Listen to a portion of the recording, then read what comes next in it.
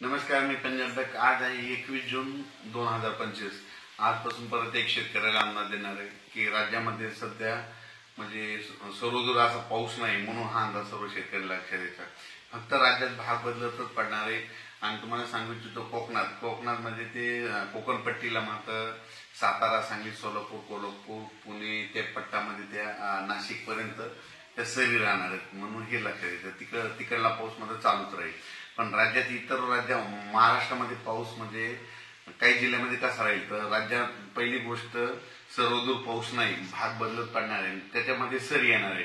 सर्वदूर काही मोठा पाऊस नाही, म्हणून हा अंदाज प्रथम सर्व शेतकऱ्यांनी लक्षात घ्यायचा.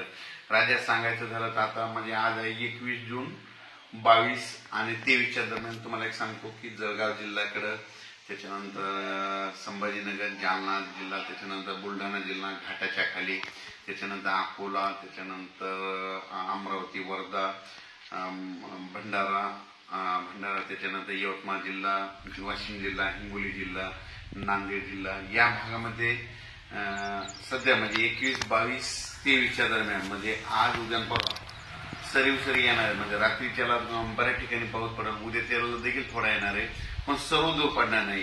जिल्ह्यामध्ये काही भागामध्ये पडेल, काही भागाला सोडून देणार आहे, म्हणून हा अंदाज लक्षात येतात. फक्त जिल्ह्यामध्ये मात्र पावसाची हजेरी असणार आहे, म्हणून हे लक्षात येतं. त्याच्यामध्ये सांगायचं झालं तर 23 जून 24 आणि 25च्या दरम्यान म्हणजे धाराशिव, लातूर जिल्ह्याकडे, त्याच्यानंतर परभणी जिल्ह्याकडे, त्याच्यानंतर नांदेड जिल्ह्याकडे या भागाकडे एक पाऊस असणार आहे. बीड जिल्ह्याकडे थोडाफार असणार आहे. म्हणजे सर्वदूर जिल्ह्यात पडणार नाही, फक्त काही भागामधून पडून जाईल, म्हणून हा अंदाज लक्षात येतात. म्हणजे सांगायचं झालं तर 21 जून पासून ते 26 जून पर्यंत असाच पाऊस राहणार आहे, विखुरलेल्या स्वरूपाचा राहणार आहे, सर्वदूर पडणार नाही, म्हणून हे अंदाज लक्षात येतात. राज्यामध्ये आता ही जी वारं चालू आहे ते काही ठिकाणी 25 जूनला बंद होईल, काही ठिकाणी 26 जूनला बंद होईल. आणि हे वारं बंद झाल्याच्या नंतर परत चांगलं पावसाचं वातावरण तयार होणार आहे.